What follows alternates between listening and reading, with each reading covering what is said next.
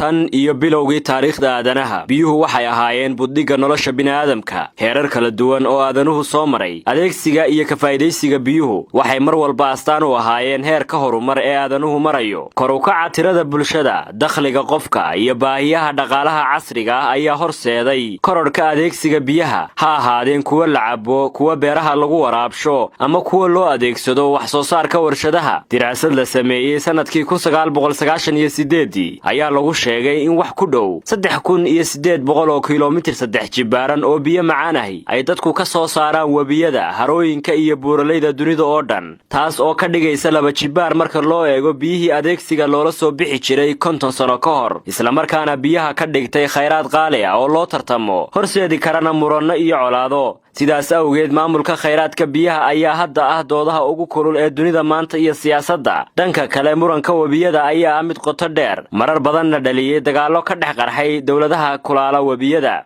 si taas loo yareeyo waxaa la dejiyey xeerar badan oo maareeya isku socodka iyo dhowridda khayraadka biyaha ee iskaga gudba dowladaha si kastaba ha noqotee marna meesha kama bixin khilaafaadka dhulalka iyo khayraadka lagu muransan yahay webiga niilka ayaa haddaba ka mid a webiyada ugu waaweyn dunida ee dhaliyey murannadaasi waxaana dherarkiisu dhan yahay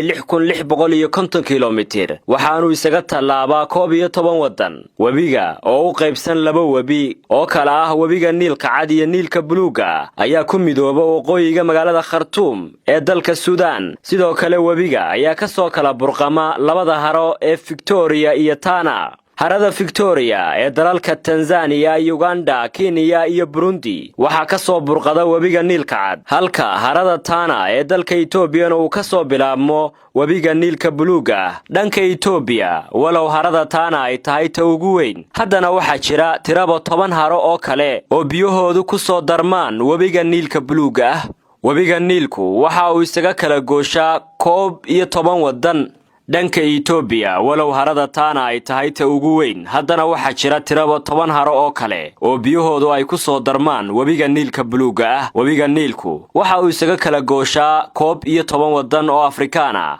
waxaana ay kala yihiin Burundi, Jamhuuriyadda Dimuqraadiga ah ee Congo, Rwanda, Tanzania, Kenya, Uganda, Koonfurta Suudaan, Eritrea, Ethiopia, Suudaan iyo Masar. Haddaba Ethiopia ayaa ah dalka ugu saamiga badan marka la eego mugga webiga niilka iyadoo oo dhulkeeda ay ka soo burqamaan 86% biyaha webiga weyn ee niilka taas ayaa Ethiopia ka dhigtay mid mar walba Masar ay ku murmaan ka faa'iidaysiga biyaha webiga Masar oo iyadu gabi ahaanba ku tiirsan biyaha niilka ayaa taariikhdeeda oo dhan il warwar leh ku eegaysay day kasta oo Ethiopia damacsan tahay inay kaga faa'iidaysato biyaha dalkeeda ka soo burqanaya hirdanka Masar iyo Ethiopia ee ku aadan hanashada webiga niilka waxa uu ka soo bilaabmay muddo ka badan 700 oo sano ka hor sanadkii 1324 ee miilaadiga ayaa boqorkii Ethiopia ee waqtigaasi boqor Amdesion uu wafdi u diray suldaankii Masar oo lagu magacaabi jiray Suldaan Al-Nasir Maxamed boqorka Ethiopia ayaa Masar ka codsaday inay wax ka qabato gaboodfallada ka dhanka masiixiyiinta Masar ee aaminsanaa madhabta qibdiga taas beddelkeedana wuxuu ugu goodiyay inuu ka xidhi doono webiga niilka 500 oo sano kadib dabayaaqadii qarnigii 19aad ayaa Masar isku dayday inay xoog ku qabsato dhulka uu ka soo burqamo webigu ee buuraleyda Ethiopia halkaas oo ay soo dirtay guluf ciidan oo uu hogaaminayay ninkii la odhan jiray Ismaaciil Baasha oo ahaa wiilkii suldaankii Masar ee Maxamed Cali Baasha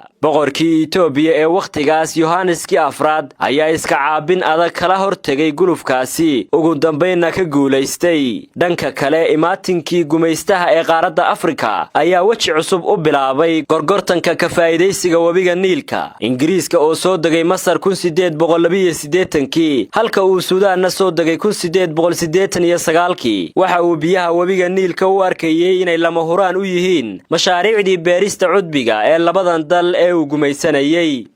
taas ayaa keentay inuu heshiisyo hor leh la galo boqortooyadii Itoobiya sanadkii 1902. heshiiskan oo Ingiriisku ku dhowrayay danihiisa mustacmaraadka ayaa ku dirqiyay Itoobiya in aanay marnaba hor istaagin qulqulka biyaha Niilka, sidoo kale aanay dhaawicin nolosha dadka ku nool dalalka uu dhankooda u burqado biyaha webigu. mar kale sanadkii 1929 waxa heshiis wada gaadhay dalalka Masar iyo Ingiriiska. heshiiskan ayaa si cad Masar u siiyay xaq ay ka talinta ee webiga Niilka. labadan heshiis ayaa Masar iyo Suudaan ay ku saleeyeen doodooda iyaga oo ku andacoonaya inay tahay in la ixtiraamo heshiisyadaasi taariikhiga ah. gobonnimada Afrika iyo guuristii gumaystaha kadib wax badan iskamay bedelin xeerarka maamulaya ka faa'iideysiga biyaha Niilka, marka laga reebo heshiis ay wada gaadheen dalka Masar iyo Suudaan sanadkii 1958 kuna aadanaa in Suudaan ay kordhisan karto xaddiga ay ka isticmaasho biyaha webiga, iyadoo taasi ay dhalisay in dawladaha kale ee kulaala webiga ay damacooda kor u soo qaadaan, isla markaana keentay in 9 dal oo ka mid ah dalalka uu ka soo burqamo iyo kuwa webigu dhankooda u qulqulo ay isugu yimaadaan sanadkii 1999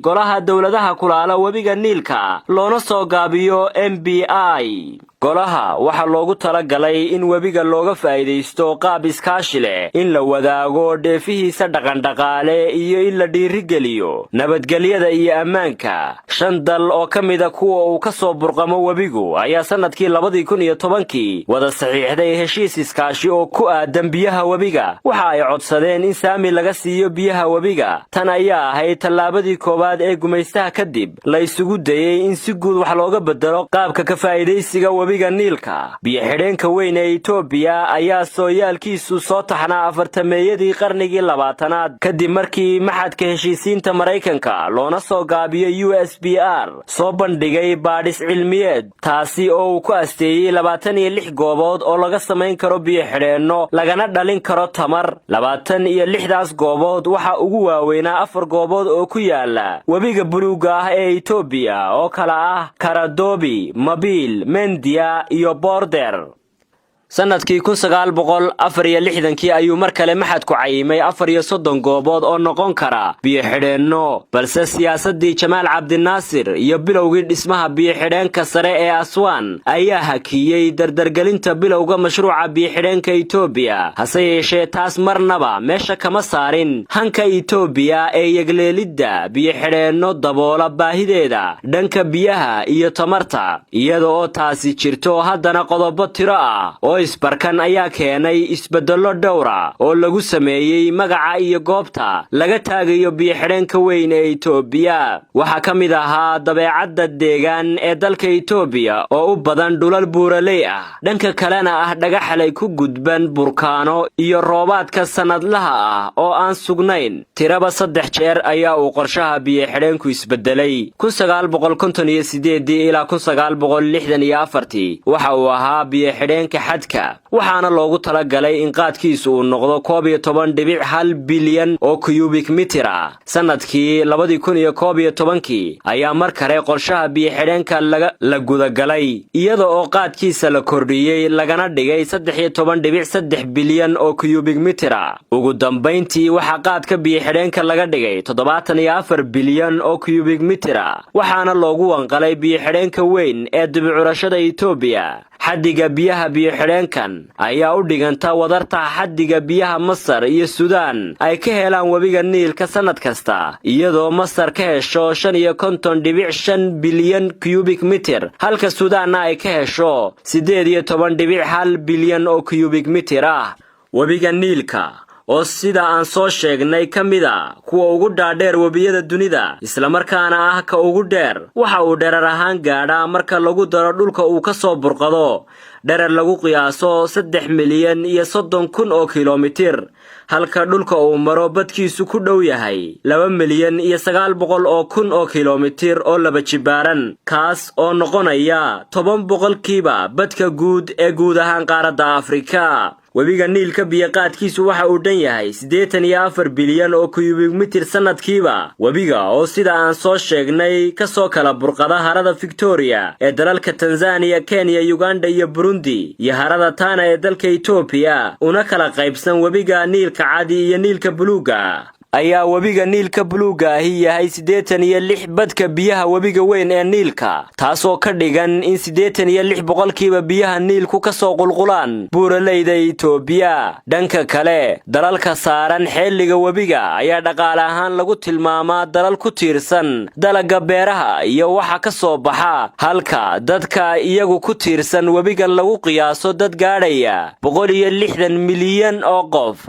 iyadoo dadka degan dalalka uu maro webigu ay gaadhayaan 300 oo milyan oo qof. Webigan oo biyo macaan ay ka helaan malaayiin dad ah oo saaran xilliga webiga, waxaa ka dhisan 5 biyo xidheen oo kaydiya biyaha iyo 3 tamarta dhaliya, waxaana ay kala yihiin biyo xidheenka sare ee Aswan, biyo xidheenka Rosaris, biyo xidheenka Kashma al-Jabra, biyo xidheenka Sennar iyo biyo xidheenka Jabal al-Awliya, halka 3 tamarta dhaliya ay kala yihiin Tis-Iset, Fincha iyo Owen Falls, kuwaas oo ku yaala dalalka Uganda, Suudaan, Masar iyo Itoobiya. biyo xidheenka High Aswan Dam waxa la sameeyay 1960 ilaa 1970. waxa uu bedelay biyo xidheenka Aswan ee hoose oo la dhameystiray 1960. biyo xidheenkan oo 4 kiiloomitir u jira harada Naasir, isla markaana ah biyo xidheen loogu talagalay kaydka biyaha iyo dhalinta tamar, ayaa dherer ahaan dhismihiisu gaadhaya 1011 mitir, kuna fadhiya bad balliciisu dhan yahay 980 mitir, halka harada ka dambaysa biyo xidheenka ee Naasir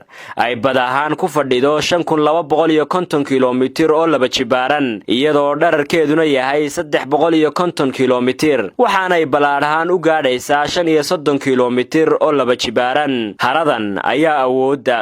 ayaa awoodda inay kaydiso biyo dhan 132 bilyan oo cubic mitir ah, halka uu mibaxa biyuhu yahay 19 boqolkiiba biyaha harada. biyo xidheenka Sennar Dam Suudaan waxa ay leedahay dhowr biyo xidheen oo ka dhisan xilliga webiga. biyo xidheenka Sennar waxa uu ka mid yahay kuwaasi, waxaana dhismaha biyo xidheenka la bilaabay hilaadii 1914 iyadoo la soo gabagabeeyay 1925 bishii May. dhererka biyo xidheenka waxa uu gaadhayaa 33 mitir, halka ballaadh ahaanna uu yahay 3019 mitir, isaga oo kaydinaya biyo dhan 80.5 kiiloomitir. biyo xidheenkan waxa loogu talagalay waraabka mashruuca cudbiga ee magaalada Jazeera. biyo xidheenka Rosaris Dam biyo xidheenkan ayaa la dhagax dhigay 1966 iyadoo dhererka iyo ballacaba loo siyaadiyay sanadkii 2013. biyo xidheenkan waxa loogu talagalay dhalinta tamarta, qabashada daadka iyo weliba waraabka seeraha. dhismaha biyo xidheenka ayaa dhan 1 kiiloomitir, halka dhererkiisu dhan yahay 78 mitir, iyadoo ballac ahaanna uu dhan yahay 24 kiiloomitir. kaydka biyaha ka dambeeya biyo xidheenka ayaa isaguna dhan 627 kiiloomitir laba jibaaran, halka xaddiga biyuhu dhan yihiin 7.4 bilyan oo cubic mitir ah. sidoo kale biyo xidheenkan ayaa ku yaala meel u dhow xuduudka ay wadaagaan Suudaan iyo Itoobiya. biyo xidheenka weyn ee dibcurashada Itoobiya mashruuca dhismaha biyo xidheenka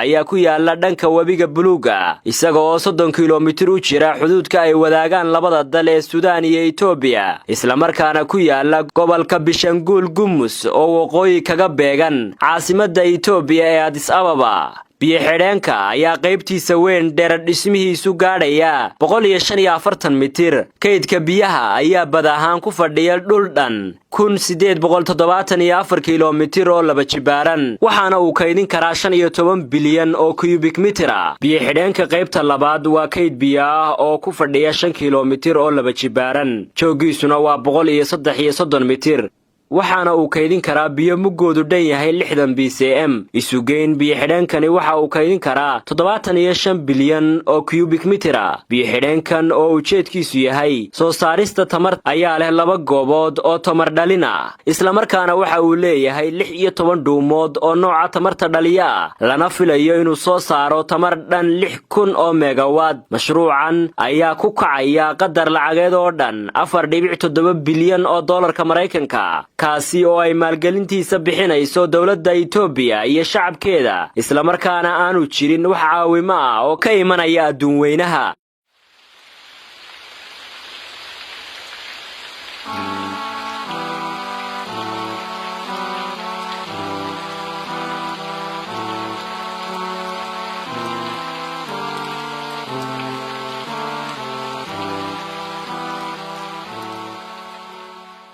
Masar ayaa ku tiirsan biyaha webiga 95% marka la eego dhanka waraabka beeraha, cabitaanka iyo tamar dhalinta. Isbeddel kasta oo ku yimaada mugga biyaha Masar ay ka hesho webiga Niilka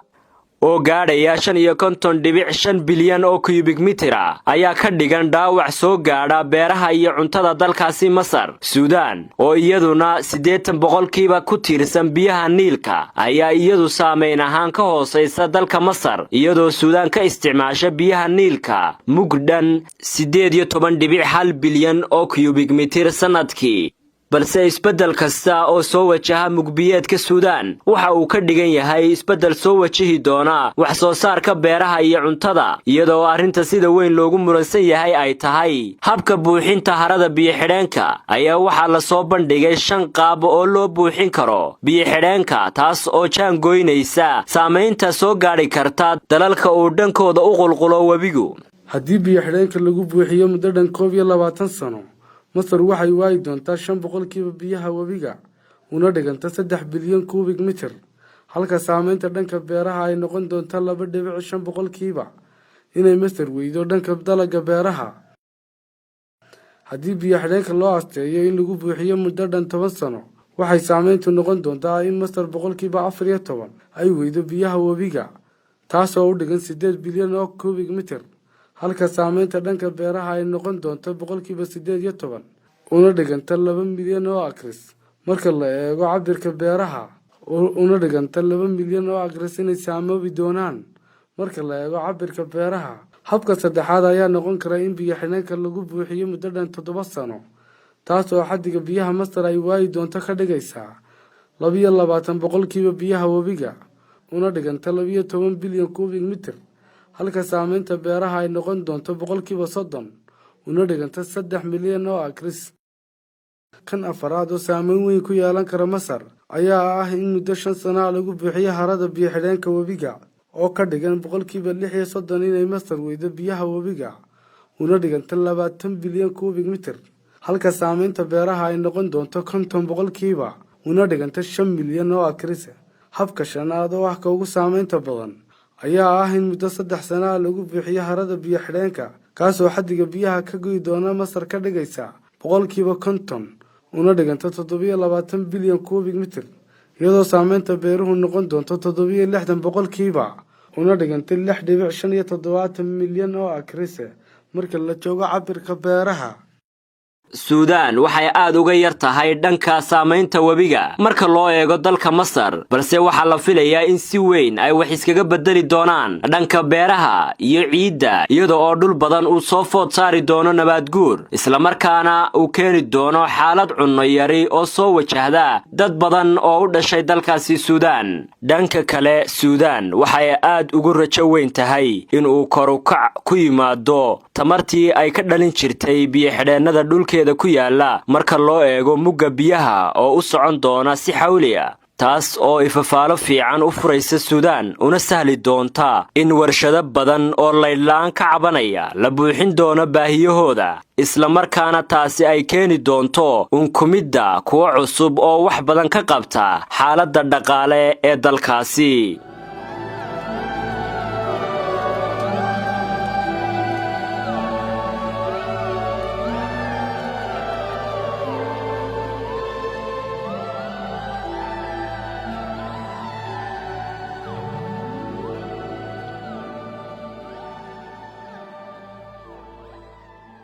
walow saameynta dhaqan-dhaqaale ee dalalka uu dhankooda u burqado webigu ku xidhan tahay habka buuxinta biyo-xidheenka iyo muddada uu qaadan doono, ayaa waxa ay baadhitaanno la sameeyey filayaan in 60% ay wax iska bedeli doonaan wax soo saarka cunnada dalalka Masar iyo Suudaan, halka ay kor u kac ku iman doonto dadyowga u kicitimaya dhanka magaalooyin marka loo eego saameynta taban ee kaga iman doonta biyo-xidheenka Itoobiya. 40% kor u kaca heerka shaqala'aanta iyo weliba kor u kaca qiimaha cunnada inta lagu guda jiro muddada buuxinta biyo-xidheenka. 40 boqolkiiba nabaadguurka dhulalka seeraha hoos u dhaca awoodda dhaqaale ee dalka iyo weliba kor u kaca qiimaha nolosha oo dhan. dhanka kale biyo-xidheenka ayaa kor u qaadi doona colaadda labada dal ee Masar iyo Itoobiya, isla markaana noqon kara mid isu bedela dagaal siyaasadeed oo labada dal ka dhex qarxa haddii aanay wax iska bedelin muranka labada dal ee ku qatoma webiga Niilka, isla markaana aan la marin habka doodaha furan iyo is-afgarashada, kaas oo furi kara albaab cusub oo dhanka xal u raadinta khilaafaadka labada dal.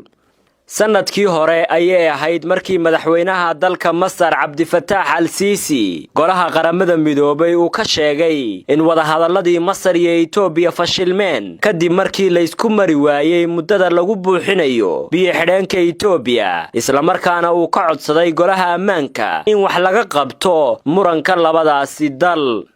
balse dhigiisa Itoobiya ayaa ku gacan saydhay faragelin dibadeed isaga oo ku baaqay in mushkiladda Afrika lagu xalliyo gudaha qaaradda Afrika. xalka dhibaatada Afrikana ay u baahan tahay xal ka yimi dadka qaaradda Afrika. si kastaba ha noqotee dalalkan ayaa mid kasta waxa uu ka dhex eegayaa danihiisa ku aadan saamaynta biyo-xidheenka. Masar oo ah dalka sida weyn uga soo horjeestay biyo-xidheenka ayaa doonaysa in muddo badan lagu qaato Masar oo ah dalka sida weyn uga soo horjeestay biyo-xidheenka ayaa doonaysa in muddo badan ay qaadato buuxinta biyo-xidheenka si aanu saamayn badan ugu yeelan dhaqaalaha iyo bulshada Masar, halka damaca Itoobiya yahay in si dhaqso ah loo bilaabo biyo-xidheenka isla markaana lagu buuxiyo muddo kooban, taas oo soo dedejinaysa himilada Itoobiya u qabto tamar dhalinta iyo weliba in dakhli fiican uu uga soo xaroodo dhoofinta tamarta. sidoo kale Suudaan ayaa iyadu u dhaxaysa labada wadan,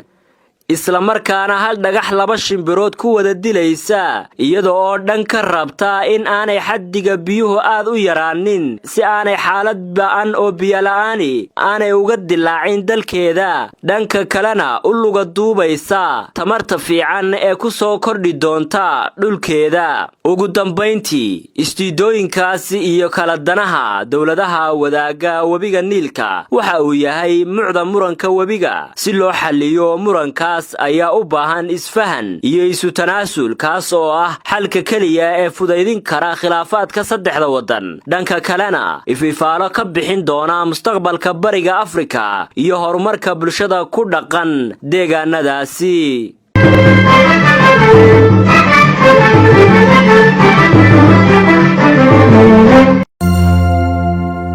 hadal oo ku hadal bishii oo dhan $7 oo keliya ku darso fariin kasta oo aad dirtaana waa kuu bilaash. isticmaal shabakadda ugu ballaaran geyga Somaliland. haddaba si aad ugu shubato adeega kaafiye fadlan garaac xidig 8 eber 8 afargees ama xidig 2 eber 2 afargees. tayo waa Telesom.